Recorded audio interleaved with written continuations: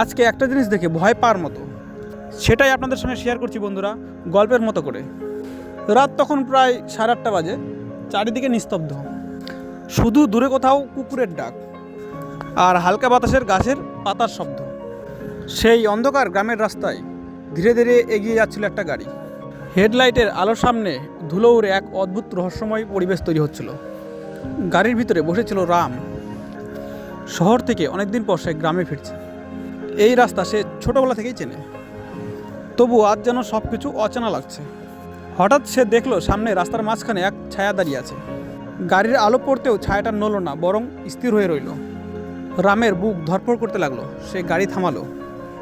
বাইরে নেমে দেখলো কেউ নেই, শুধু বাতাসে দুলছে গাছের ছায়া, কিন্তু মাটিতে যেন কারো পায়ের দাগ স্পষ্ট।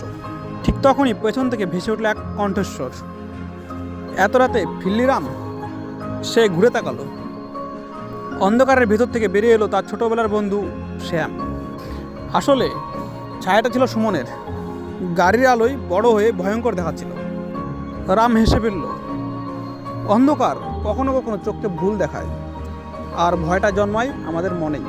সেদিনের পর থেকে রাম বুঝেছিল, অন্ধকার রাস্তার থেকেও বেশি রহস্য লুকে থাকে মানুষের কল্পনায়। ঠিক বললাম তো বন্ধুরা? ভালো লাগলে লাইক করে দেবেন, আর পাশে থাকার জন্য চ্যানেলটি সাবস্ক্রাইব ও ফলো করে দেবেন। ধন্যবাদ।